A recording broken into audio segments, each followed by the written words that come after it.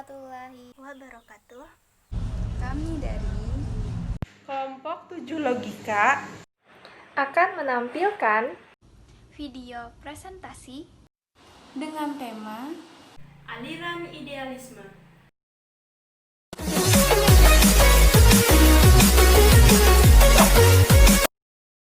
Ini saya akan memperkenalkan rekan-rekan saya. Yang pertama saya sendiri, Agus Dwi Rahmanur, NIM 20101122100018. Dan selanjutnya, perkenalkan, nama saya Pramisti Regia Kusmawardani dengan NIM 20109122200014. Perkenalkan, nama saya Nadia Nur Putri dengan NIM 20109123200034. Nama saya Madinatul Agnia Ilma, NIM 2010912220016. Nama saya Paujia dengan NIM 20101121200013. Saya Nida Munira dengan NIM 2010912220015. Saya Yohanesia Gresmelsa, NIM 201091123200010. Perkenalkan, nama saya Astia Aulietisia dengan NIM 2010912220019. Perkenalkan, saya Dava Devi Rayuri dengan NIM 201091222200001.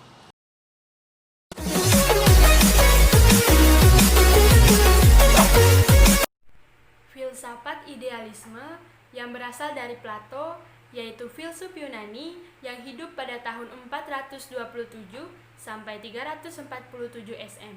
Berasal dari bahasa Yunani, idea yang berarti pandangan, vision atau kontemplasi. Istilah ini pertama kali digunakan oleh filosof ahli matematika Jerman, J.W. Leibniz, pada awal abad ke-18 yang merujuk pada pemikiran Plato dan membedakannya dengan empirisisme. Ahmad Tafsir mengemukakan bahwa dalam kajian filsafat idealisme adalah doktrin yang mengajarkan bahwa hakikat dunia fisik hanya dapat dipahami dalam ketergantungannya pada jiwa dan spirit. Filsafat idealisme adalah suatu aliran filsafat yang menekankan pentingnya keunggulan pikiran, jiwa atau roh daripada hal-hal yang bersifat kebendaan atau material. Konsep dasar filsafat idealisme. Pokok-pokok pikiran dari filsafat idealisme meliputi 1. Pengetahuan spiritual. Secara absolut, kenyataan yang sebenarnya adalah pengetahuan spiritual dan rohaniah. Suatu pandangan dunia atau metafisik yang mengatakan bahwa realita dasar sangat erat hubungannya dengan ide, pikiran, atau jiwa. Dunia mempunyai arti yang berlainan dari apa yang tampak pada permukaannya. Dunia dipahami dan ditafsirkan oleh penyelidikan tentang hukum-hukum pikiran dan kesadaran, dan tidak hanya oleh metode ilmu objektif semata-mata. 2. Hakikat realita. Bagi penganut idealisme, realitas ditemukan dari suatu substansi fundamental yang sifatnya non-material, yaitu pikiran atau spirit atau roh. Benda-benda yang bersifat material yang tampak nyata sesungguhnya ditentukan dari pikiran atau jiwa atau roh. Idealisme mengatakan bahwa realitas terdiri atas ide-ide, pikiran-pikiran, akal atau jiwa, dan bukan benda material dan kekuatan. Idealisme menekankan mind sebagai hal yang lebih dahulu daripada materi. Yang ketiga, hakikat manusia.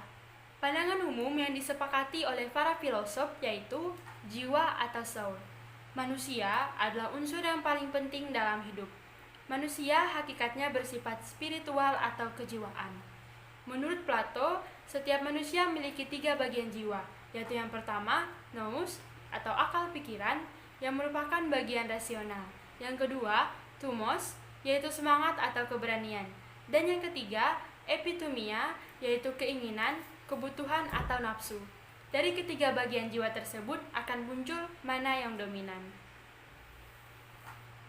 Drop it.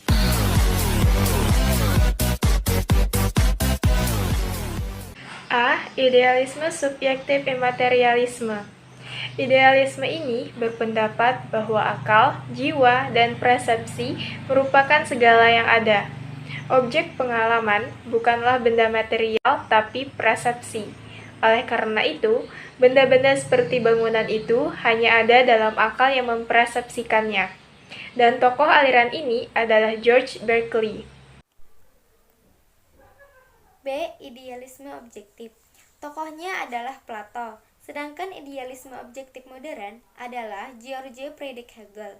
Menurut Hegel, semua bagian alam tercakup dalam satu tata tertib yang meliputi segala sesuatu yang disebut dengan ide, yaitu akal yang mutlak atau absolute mean.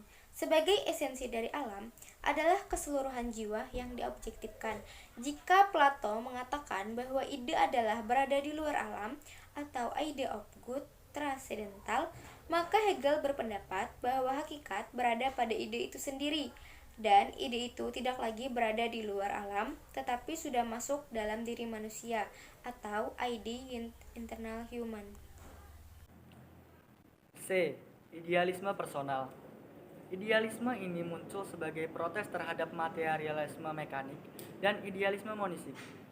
Menurut aliran ini, realitas dasar bukanlah terletak pada pemikiran yang abstrak, akan tetapi terletak pada seseorang atau sesuatu jiwa, pada seorang filosofi.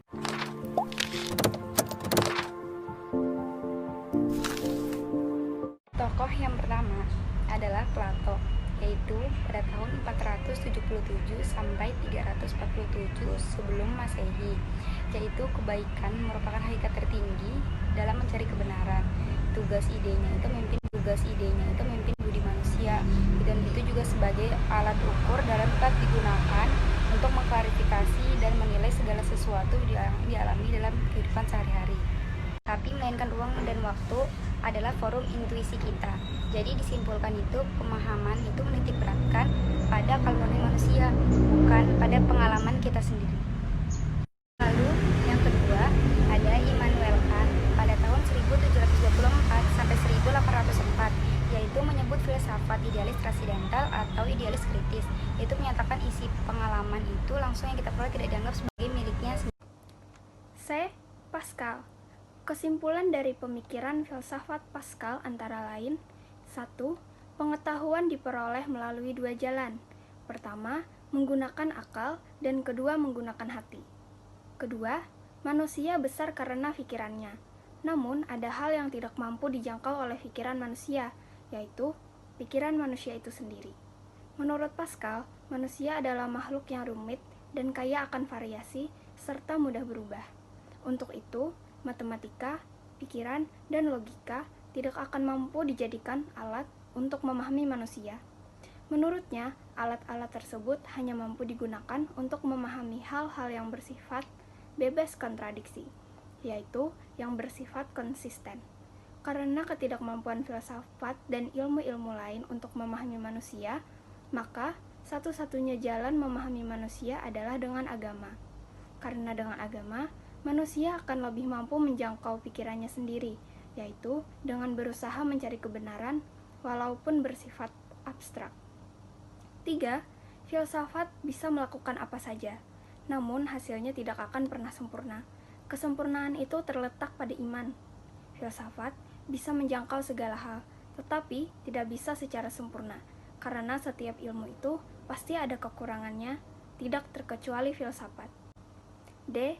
J.G. Fichte. Ia adalah seorang filsuf Jerman. Ia belajar teologi di Jena.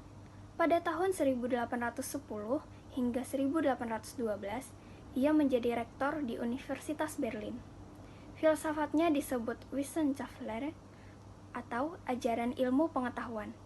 Secara sederhana, pemikiran Fichte, manusia memandang objek benda-benda dengan indranya.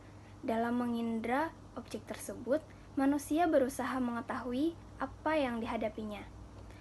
Maka, berjalanlah proses intelektualnya untuk membentuk dan mengabstraksikan objek tersebut menjadi pengertian seperti yang difikirkannya.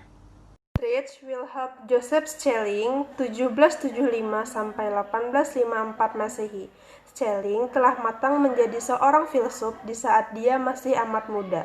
Pada tahun 1798 Masehi, di usia 23 tahun, ia telah menjadi guru besar di Universitas Jena. Dia adalah filsuf idealis Jerman yang telah meletakkan dasar-dasar pemikiran bagi perkembangan idealisme Hegel.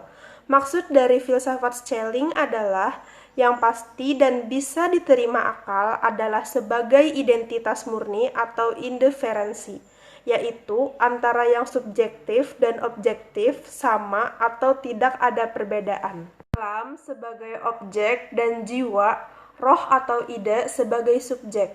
Keduanya saling berkaitan. Dengan demikian, yang mutlak itu tidak bisa dikatakan hanya alam saja atau jiwa saja, melainkan antara keduanya.